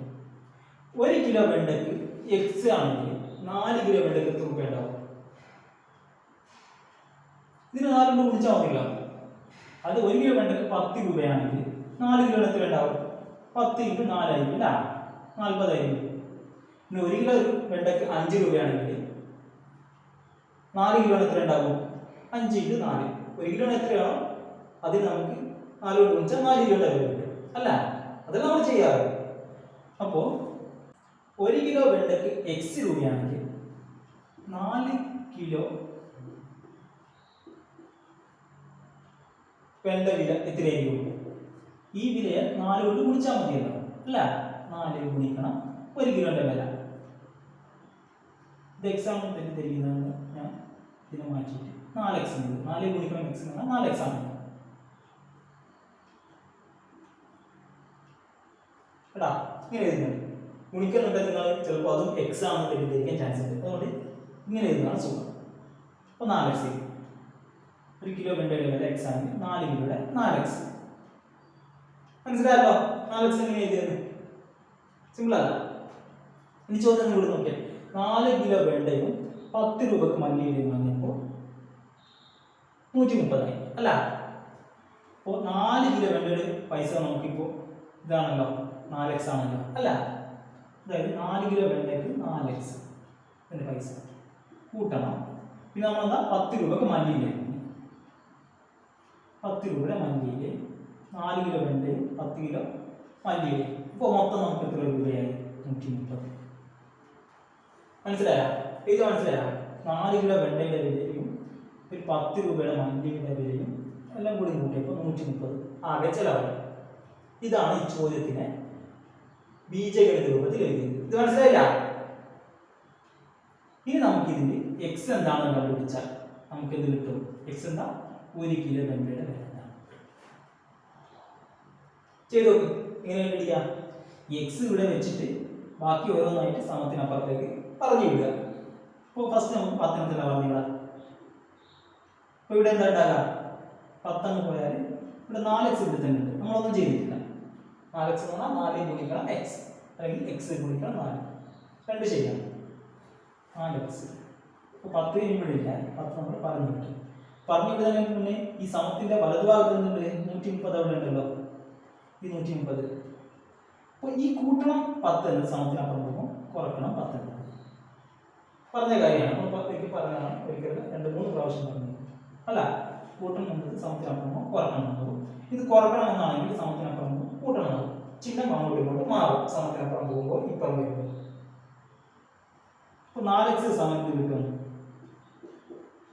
130, 10 കുറച്ചാൽ എത്രയാണ്? 20 അല്ല. അതായത് 4 കിലോ വെണ്ടയുടെ വില 120. 4x എന്ന് പറഞ്ഞാൽ 4 കിലോ വെണ്ടയുടെ വില. 1 കിലോ വെണ്ടയുടെ വില എന്തായിരിക്കും? ഇതിന്റെ 120ന്റെ 4 ഭാഗമാണല്ലോ. അതായത് നമുക്ക് എക്സ് കണ്ടുപിടിക്കേണ്ടത് 4 അപ്പുറത്തേക്ക് പറഞ്ഞു വിട്ടാൽ മതി. അപ്പോൾ ഇവിടെ എക്സ് മാത്രം ബാക്കിയാവും. അപ്പോൾ ഗുണിക്കണം എന്നത് 4 സമത്തിനപ്പുറം പോകുന്നതായി 4x എന്ന് പറഞ്ഞാൽ 4 ഗുണിക്കണം എക്സ് എന്നാണ്. അപ്പോൾ ഗുണിക്കണം 4 സമത്തിനപ്പുറം പോകുന്നതായി ഹരിക്കണം എന്നായി. അതായത് ഇവിടെ 120 ഉണ്ടല്ലോ സമത്തിന് വലതു ഭാഗത്ത്. അപ്പോൾ ഈ ഗുണിക്കണം 4 അപ്പുറം വരുമ്പോൾ ഹരിക്കണം 4, 120 ഹരിക്കണം 4, എക്സ് സമം 120 ഹരിക്കണം 4. എത്രയാ? 30 അല്ല, ഹരിച്ചോ. അതായത് എക്സ് എന്ന് പറയുന്നത് 30 ആണ്. എക്സ് എന്താ? 1 കിലോ വെണ്ടയുടെ വില അല്ല, എക്സ് സമം 1 കിലോ വെണ്ടയുടെ വില.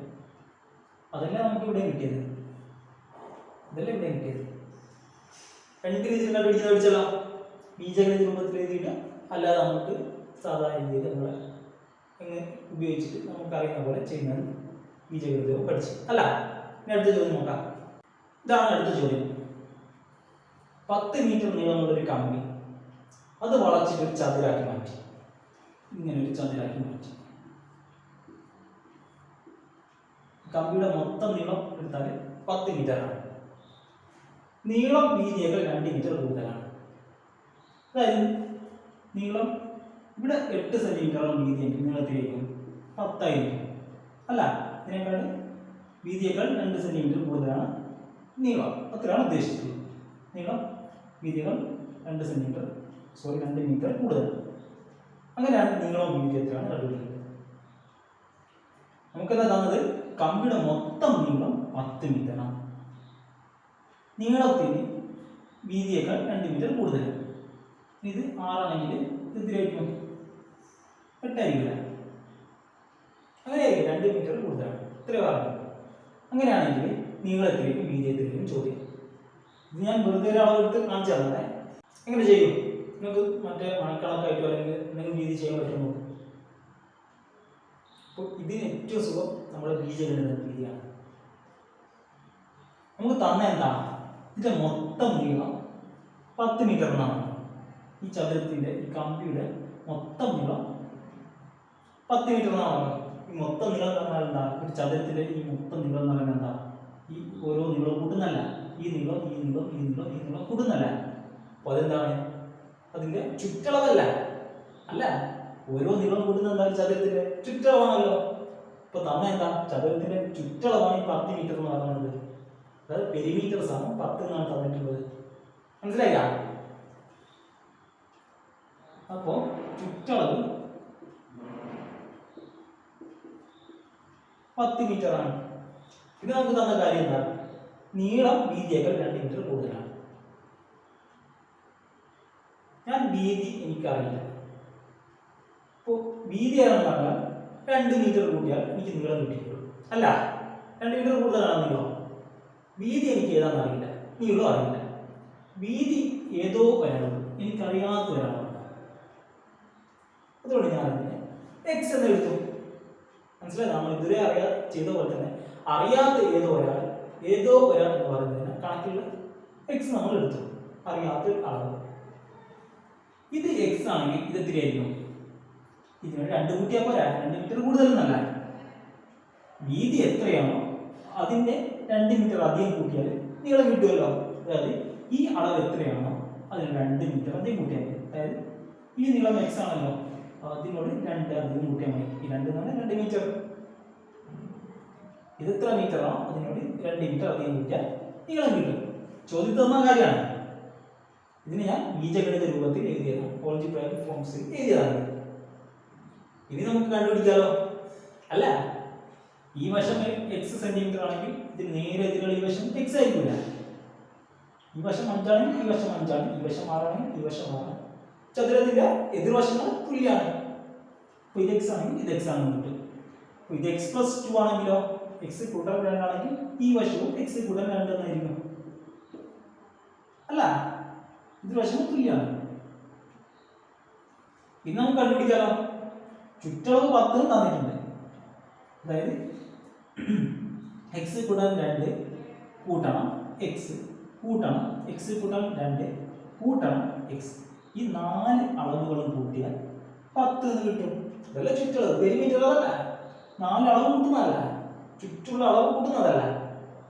അപ്പോൾ ചുറ്റളവ് എന്ന് പറയുന്നത് ഇത് കൂട്ടണം ഇത് കൂട്ടണം ഇത് കൂട്ടണം ഇത് എന്നാണ്. ഓരോന്നിനും ഞാൻ എഴുതി കൂട്ടണം. ആദ്യം ഇതിനെ എഴുതുന്നു, എക്സ് കൂട്ടണം 2. ഇതിനെ എഴുതി കഴിഞ്ഞാൽ ഈ സംഖ്യ തെളിയിക്കാൻ വേണ്ടി നിങ്ങൾക്ക് ഒരു ബ്രാക്കറ്റ് ഇട്ട് അതിനാണ്. ഇതാണ് കഴിഞ്ഞത് മനസ്സിലാക്കാൻ വേണ്ടിയിട്ട്. ഇനി ഇതിൻ്റെ കൂടെ ഞാൻ ഇത് കൂട്ടണം ഈ സംഖ്യ കൂട്ടണം ഇത് എക്സ്. ഇനി ഇതിനോട് ഞാൻ ഇത് കൂട്ടണം ഇത് എക്സ് കൂടാൻ 2 എന്നല്ല. ബ്രാക്കറ്റ് ഇട്ടാലും കിട്ടിയില്ലെങ്കിൽ ഇവിടെ കുഴപ്പമില്ല, കൂട്ടുന്നതാണ്. മറ്റ് ചിഹ്നങ്ങളൊന്നും വരുന്നില്ല. അപ്പോൾ ഓരോ സംഖ്യ സെപ്പറേറ്റ് കൂട്ടുന്നതാണെന്ന് മനസ്സിലാക്കുക. നിങ്ങൾക്ക് പെട്ടെന്ന് മനസ്സിലാവും. ഇതിപ്പോൾ ബ്രാക്കറ്റ് ഇട്ട് അതിന് നിങ്ങളൊരു എളുപ്പത്തിൽ മനസ്സിലാക്കാനുള്ള എളുപ്പത്തിനാണ് ഞാൻ ബ്രാക്കറ്റ് ഇട്ട് വെച്ചത്. ഇപ്പോൾ ഇതും കൂട്ടി അല്ല, ഇനി ഇതും കൂടി കൂട്ടണം എക്സ് അല്ല, 4 വശം കൂട്ടി. അതായത് ചുറ്റുമുള്ള അളവ് നമ്മൾ കൂട്ടി. അപ്പോൾ ചുറ്റളവ് എത്രയാ? 10 നമുക്ക് തന്നിട്ടുണ്ട്. സമം 10. ഇതെല്ലാം കൂടി കൂട്ടിയാൽ 10 കിട്ടും. നമുക്ക് എന്താ ഈ എക്സ് എത്രയാണ് കണ്ടുപിടിച്ചാൽ പോരാ. ഇതിൽ കുറേ എക്സ് ഉണ്ടല്ലോ, എങ്ങനെ കണ്ടുപിടിക്കുക? എന്താ പ്രശ്നം? എക്സ് കൂട്ടാനുള്ള എക്സ് അല്ലേ? എക്സ് കൂട്ടണം 2 കൂട്ടണം എക്സ് കൂട്ടണം 2 എക്സ് കൂട്ടണം 2 കൂട്ടണം എക്സ് സമം 10. ഇങ്ങനെയല്ലേ ഉള്ള നമ്മൾ ഇതിൻ്റെ അകത്തുള്ള എക്സിനൊക്കെ നമ്മൾ ഒരുമിച്ച് കൂട്ടും. എങ്ങനെയാ? ഞാൻ മുമ്പ് പറഞ്ഞല്ലോ, ഒരു പെണ്ണി കൂട്ടണം ഒരു പെണ്ണ് എത്രയായി? 2 പെണ്ണായി. അതിന് ഒരു പെണ്ണും കൂടി കൂട്ടിയാലോ 3 പെണ്ണായി. മറ്റൊന്നും കൂടി കൂട്ടിയാലോ 4 പെണ്ണായി. അത്രയല്ലേ ഉള്ളൂ അല്ല?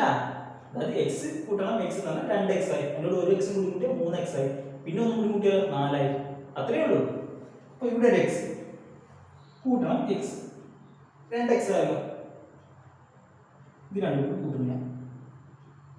ഇത് രണ്ടും ഞാൻ ഒരുമിച്ച് ചെയ്താണെങ്കിൽ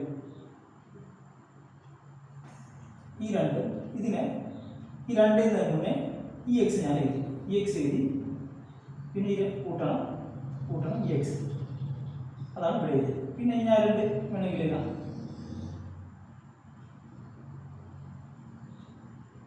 ഈ സംഖ്യ ഞാൻ ഇങ്ങനെ മാറ്റി എക്സ് കൂട്ടണം എക്സ്. ഈ എക്സ് ഞാൻ ഈ എക്സ് കൈ തൊട്ടുടനെ എഴുതി. ഇനി 2 എഴുതി. ഇത്രയേ ഉള്ളൂ. കൂട്ടണം ഈ ചിഹ്നത്തെ. ഇനി ഇത് അതേപോലെ എക്സ് ഒക്കെ നിങ്ങൾ ഒരുമിച്ച് എഴുതാൻ വേണമെങ്കിൽ ഞാൻ നിങ്ങൾക്ക് മനസ്സിലാക്കാൻ വേണ്ടി ഒന്ന് മെല്ലെ എഴുതി തരികയാണ്.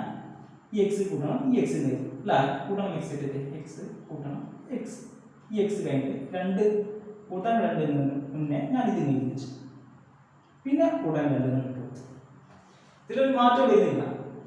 നിങ്ങൾ ശ്രദ്ധിച്ചു. 5 കൂട്ടണം 4 കൂട്ടണം 3. ഇതിന് ഞാൻ 5 കൂട്ടണം 3 കൂട്ടണം 4.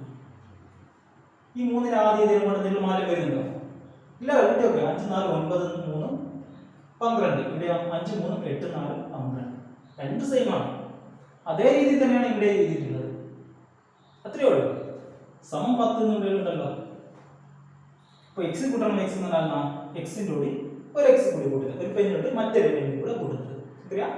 2x. ഇതെന്തായി? എക്സ് കൂട്ടണം എക്സ് എന്തായി? 2x എന്നായി അല്ല? ഇനി കൂട്ടാൻ 2 എടുത്തുണ്ട്. ഇത് നമ്മളൊന്നും ചെയ്തിട്ടില്ല. എക്സിൻ്റെ കൂടി 2 കൂട്ടാൻ പറ്റില്ല. ഒരു പെണ്ണിനോട് മറ്റൊരു പെൻസിൽ കൂട്ടാൻ പറ്റുമോ? ഒരു പെണ്ണ് ഒരു പെൻസിൽ കൂടി എത്രയാ? 2 പെന്നാണോ? അല്ല. 2 പെൻസിലാണോ? അല്ല. ഒരു പെന്നും ഒരു പെൻസിൽ തന്നെയാണ്. അത് രണ്ടും ഒരുമിച്ച് കൂട്ടാൻ പറ്റുന്ന സാധനങ്ങളല്ല. ഒരേപോലത്തെ സാധനങ്ങൾ നമുക്ക് ഒരുമിച്ച് കൂട്ടാൻ പറ്റും അല്ല?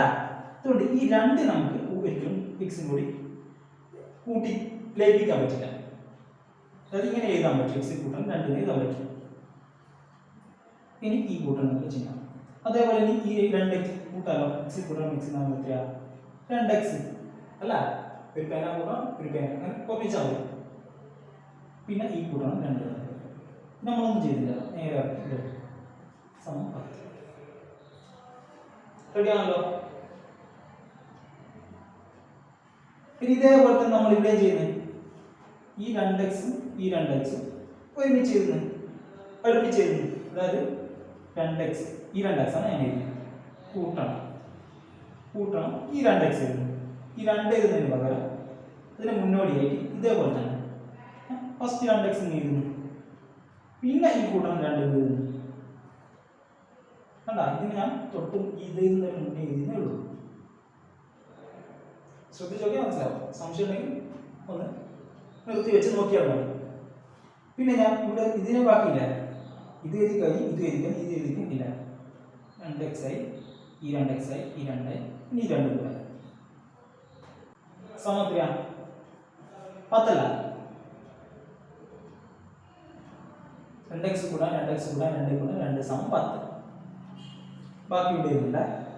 2x കൂടാൻ 2x എത്രയാ? 2 പേന കൂടെ 2 പേന എത്രയാ? 4 പേനയാണല്ലോ. 2x കൂടാൻ 2x എത്രയാ? 4x.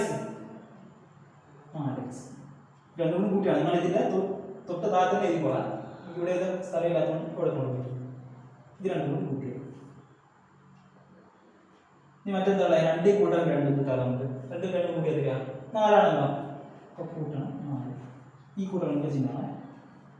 2 നമ്മൾ കൂട്ടിയില്ല. ഈ കൂട്ടണം ചിഹ്നമാണ് 2x 2x 4x. 2 2 4. ഇത്രയേ ഉള്ളൂ. ഇത് രണ്ടും കൂട്ടി ഇത് രണ്ടും കൂട്ടി സമയം എത്രയാ 10.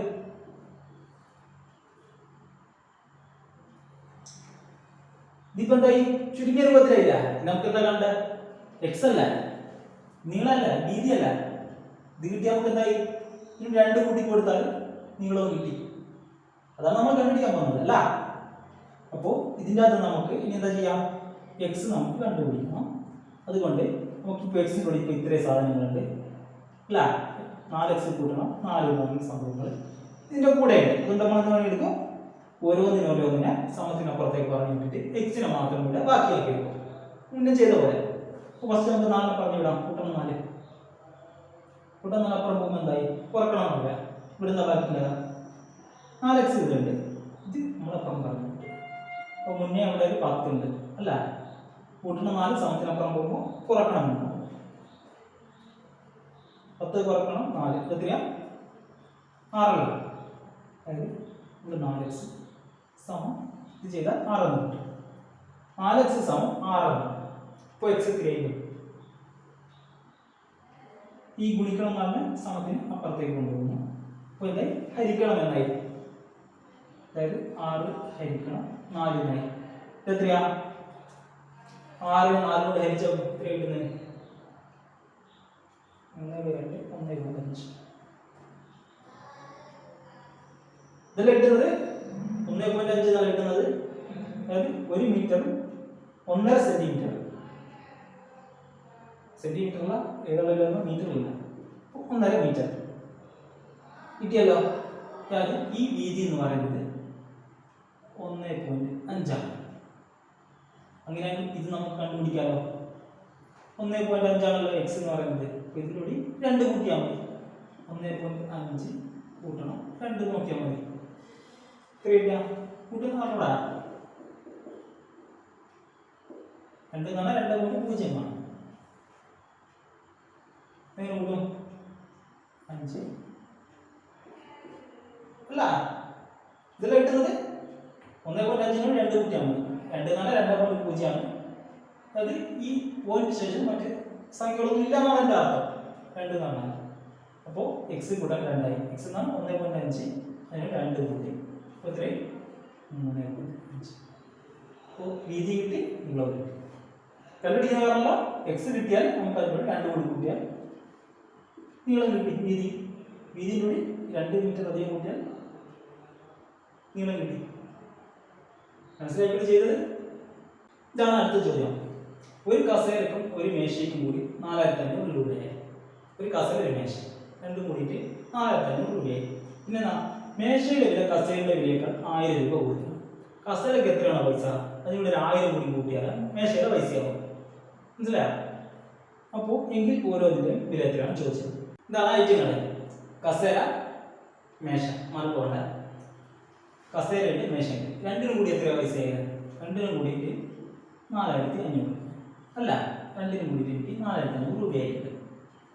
പിന്നെ എന്താ പറഞ്ഞത്, ഈ കസേരയുടെ വിലയോട് 1000 കൂടി കൂട്ടിയാണ് മേശയുടെ പൈസ. അതായത് എനിക്ക് ഇതിൻ്റെ പൈസ അറിയില്ല, ഇതിൻ്റെ അറിയില്ല, പക്ഷെ രണ്ടും കൂടി വാങ്ങിയപ്പോൾ 4500 രൂപയായിട്ട്. അറിയുന്ന മറ്റൊരു കാര്യം എന്താണ്, ഇതിൻ്റെ എത്രയാണോ പൈസ അതിനേക്കാളും 1000 മേശയ്ക്ക് കൂടുതലുണ്ട്. എനിക്ക് രണ്ടിൻ്റെ വില അറിയില്ല. തൽക്കാലം ഞാൻ ഇതിൻ്റെ വില ഞാൻ എക്സ് നിർത്തി, കസേരയുടെ വില എക്സ് നിർത്തി. കസേരയുടെ വില എനിക്കറിയില്ല, മേശയുടെ വിലയും എനിക്കറിയില്ല. അറിയാത്തതുകൊണ്ട് തൽക്കാലം കസേരയുടെ വില ഞാൻ എക്സ് നിർത്തി. അറിയാത്ത ഏതൊരു വില എക്സ്. അങ്ങനെയാണെങ്കിൽ മേശയുടെ വില എത്തിയിരിക്കും. ഇതിനോട് 1000 കൂടി കൂട്ടുന്നതാണല്ലോ. അതായത് കസേരയുടെ വില എക്സിനോട് 1000 രൂപയും കൂടി കൂട്ടിയാൽ മതി. അല്ല, അതല്ലേ ഇവിടെ പറഞ്ഞത്. ഇതിപ്പോ കസേരയ്ക്ക് എനിക്ക് 100 രൂപയാണെങ്കിൽ ഇവിടെ 100 കൂട്ടണം 1000, 1100. കസേരയ്ക്ക് എനിക്കിപ്പോൾ 500 രൂപയാണെങ്കിൽ 500 കൂട്ടണം അതിൻ്റെ 1000 രൂപ കൂട്ടിയാൽ മതി. 500 ആണെങ്കിൽ 500 കൂട്ടണം 1000, ഇപ്പോൾ 1500. മനസ്സിലായോ? അങ്ങനെയാണ് ഇതിൻ്റെ അർത്ഥം. അല്ല, കസേരയുടെ വില എത്രയാണോ അതിൻ്റെ 1000 കൂടി കൂട്ടണം. അതിന് ഞാൻ കണക്കിൻ്റെ ഭാഷയിൽ എഴുതിയാണ്. ഇനി നമുക്ക് അറിയുന്ന കാര്യം എന്താ, ഇതും ഈ വിലയും ഈ മൊത്തം വിലയും ഇതും കൂടി കൂട്ടി എത്ര കിട്ടുന്നത് 1500 അല്ല. രണ്ടിനും കൂടി 4500 രൂപയാണല്ലോ. അതായത് ഇതും കൂടി കൂട്ടിയാൽ ഈ മൊത്തം ഈ വിലയും കൂടി കൂട്ടിയാൽ 4500 ആണ്. മനസ്സിലായില്ല? ഞാൻ അടിയത്തെ സ്റ്റെപ്പിൽ ഒന്നും ഇരുന്നില്ല. എക്സ് കസേരയുടെ വില കൂട്ടണം മേശയുടെ വില. മേശയുടെ വിലയാണ് ഇത്. മേശയുടെ വില എത്രയാ? എക്സ് കൂട്ടണം 1000 അല്ല, ഇതല്ല മേശയുടെ വില. കസേരയുടെ വില 1000 കൂട്ടുന്നുണ്ട്. രണ്ടും കൂടി കൂട്ടി എത്രയാ? രണ്ടും കൂടി എത്ര വില വരുന്നുണ്ട്? കസേരയുടെ വിലയും മേശയുടെ വിലയും കൂടി കൂട്ടിയാൽ 4500 ആകുന്നുണ്ട്. തന്ന കാര്യം ഇതാണ് നമ്മുടെ ചോദ്യത്തിലെ ഓൾജിബ്രായിക് ഫോംസിൽ അഥവാ ബീജഗണിത രൂപത്തിൽ എഴുതുന്നത്. നമ്മുടെ പകുതി പണി കഴിഞ്ഞു. നമ്മളെന്താ ഈ എക്സ് അല്ല കണ്ടുപിടിക്കേണ്ടത്? അല്ല, എക്സ് എന്ന് പറഞ്ഞാൽ കസേരയുടെ വില കിട്ടും. കസേരയുടെ വില കിട്ടിയാലോ 1000 കൂടി കൂട്ടിയാൽ മേശയുടെ വില കണ്ടുപിടിക്കാൻ പറ്റും. അപ്പൊ നമുക്ക് ഇങ്ങനെ കൂട്ടാം. എക്സും എക്സും ഒരുമിച്ച് കൂടിക്കൂടാ. അല്ല, രണ്ടും ഒരേ സാധനങ്ങൾ. ഒരു പേന കൂട്ടും ഒരു പേന. അപ്പൊ ഈ എക്സും ഈ എക്സിനെ ആദ്യം ഇത് രണ്ടും കൂട്ടുന്നു. ഇത് 3 കൂട്ടണം എന്നാണ്. അതുകൊണ്ട് മാറ്റം വരും. നമ്മൾ തൊട്ട് പിന്നെ പറഞ്ഞില്ല 5 കൂട്ടണം 4 കൂട്ടണം 3 എന്ന് പറഞ്ഞത് 5 കൂട്ടണം ഇത് രണ്ടും കൊണ്ട് മാറ്റണം. വ്യത്യാസം വരില്ലല്ലോ. ഇത് രണ്ടും ആദ്യം കൂട്ടിയാലും ഒന്നും വ്യത്യാസം വരില്ല. കാരണം എല്ലാം കൂട്ടുന്നതാണ്. അല്ല, ഇത് രണ്ടും ഞാൻ ആദ്യം കൂട്ടും. എക്സ് കൂട്ടണം എക്സ് എന്തായി? 2x ആയി. ഒരു എക്സും കൂടി കൂട്ടിയാൽ ഒരു പേനയും ഒരു പേനയും കൂടി കൂട്ടിയാൽ 2 പേനാണ്. അതുപോലെ ഒരു എക്സും കൂട്ടിയാൽ 2x ആയി. പിന്നെ ഈ കൂട്ടണം 1000 അല്ല, ബാക്കിയുള്ളത് സമത്തില 4500 ആണല്ലോ. ഈ സ്റ്റെപ്പിൽ നിന്നും ഈ സ്റ്റെപ്പിലേക്ക് വന്നാൽ മനസ്സിലായില്ല. നമുക്ക് കണ്ടുപിടിക്കണ്ടേ? 2x ആണല്ലോ. അപ്പോൾ ഇനി ഈ എക്സിനെ ഉപയോഗിച്ചിട്ട് ഓരോന്നിനെയും പറഞ്ഞു സമത്തിനപ്പുറത്ത് വലത് ഭാഗത്ത് പറഞ്ഞു. നമുക്ക് ഫസ്റ്റ് 1000 തന്നെ കൂട്ടാം. ഇവിടെ എന്താ ബാക്കിയുള്ള 2x എന്നല്ല 2x. ഇനി വേറെ ഒന്നും ഇവിടെ ഇല്ലല്ലോ. 1000 ഇനി നോക്കാൻ പോകണ്ട. അപ്പുറം വിട്ട് സമം. ഇവിടെ 4500 ആദ്യം ഇവിടെ തന്നെ ഉണ്ട്. അല്ല, ഇവിടെ 4000. ഈ കൂട്ടണം 1000 എടുത്ത് സമത്തിനപ്പുറം പോയാൽ പ്ലസ് 1000 സമത്തിനപ്പുറം പോയി എന്തായി? കുറക്കണം 1000 ആയി. മൈനസ് 1000 ആയി. അല്ലേ? ഇതെത്രയാ? അതായത് 2x എന്ന് പറയുന്നത് 4500 1000 കുറക്കണം. എത്രയാ? കുറച്ചു 4500 കുറക്കണം 1000 കിട്ടിയാ? കുറച്ചിട്ട് എത്ര കിട്ടിയാ? 3500 അല്ല. അതായത് 2x സമം 500 അല്ല. നമുക്കെന്താ എക്സ് കിട്ടുന്നുണ്ട്. ഇപ്പോൾ 2നെ കൂടി അപ്പുറം പറഞ്ഞു. 2x എന്ന് പറഞ്ഞാൽ 2 ഗുണിക്കണം എക്സ് എന്നാണ്. അപ്പോൾ ഗുണിക്കണം എന്നുള്ളത് സമത്തിനപ്പുറം പോകുമ്പോൾ എന്തായി? ഹരിക്കണം എന്നായി. അപ്പോൾ 2നപ്പുറം പറഞ്ഞിട്ടാൽ എക്സ് അവിടെ ബാക്കിയുണ്ടോ? എക്സ് അല്ല, സമത്തിന്റെ ഈ ഭാഗത്ത് ഇടത് ഭാഗത്ത് എക്സ് ബാക്കിയുള്ളൂ. 2 അപ്പുറത്തേക്ക് പോകാനാണ്. അപ്പോൾ ആദ്യം അവിടെ 3500 ഉണ്ട്. അപ്പോൾ ഗുണിക്കണം എന്നുള്ള 2 അപ്പുറം പോകും. ഹരിക്കണം 2 എന്നാവും. 3500 ഹരിക്കണം 2 എത്രയാ? 3500 പകുതി എത്രയാ? കണ്ടു. ഇതെല്ലാം കിട്ടുന്നത് 1750 അല്ല. അതായത് എക്സ് എന്നത് 1750 കിട്ടും. എക്സ് എന്നാ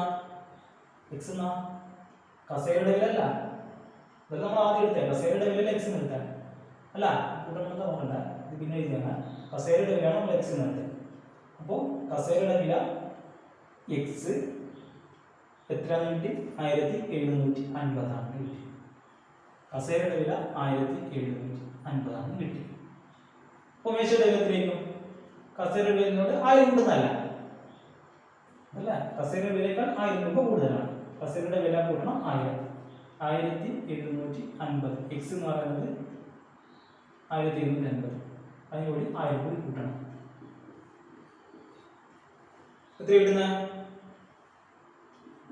2750. ഇതല്ല കിട്ടുന്നത്. മനസ്സിലായില്ല? ചെയ്തത് മനസ്സിലായില്ല? ഓരോന്നിന്റെ വില കണ്ടുപിടിച്ചത് മനസ്സിലായി. ഫസ്റ്റ് നമ്മൾ ഈ ഇക്വേഷൻ എങ്ങനെയാണ് ഉണ്ടായതെന്ന് മനസ്സിലാക്കുക. പിന്നീട് അതിന് എങ്ങനെയാണ് നമ്മൾ സോൾവ് ചെയ്യുന്നത്, അത് ഉത്തരം കണ്ടുപിടിക്കുന്നത് മനസ്സിലാക്കുക. ഓരോ സ്റ്റെപ്പായിട്ട് മനസ്സിലാക്കുക. അപ്പോൾ ഇത്രയാണ് ഇന്നത്തെ ക്ലാസ്. അപ്പോൾ അപ്പോൾ ബീജഗണിതത്തെ പറ്റിയുള്ള ഒരു ഇൻട്രൊഡക്ഷൻ തുടക്കം നിങ്ങൾക്ക് കഴിഞ്ഞു. അപ്പോൾ നിങ്ങൾ ഓരോ ചോദ്യങ്ങളും എങ്ങനെയാണ് ചെയ്യുന്നതെന്ന് കൃത്യമായിട്ട് മനസ്സിലാക്കി തന്നെ ചെയ്യുക. അപ്പോൾ പിന്നെ അടുത്ത ക്ലാസ്സിലേക്ക് കാണുമ്പോഴേക്കും ബൈ.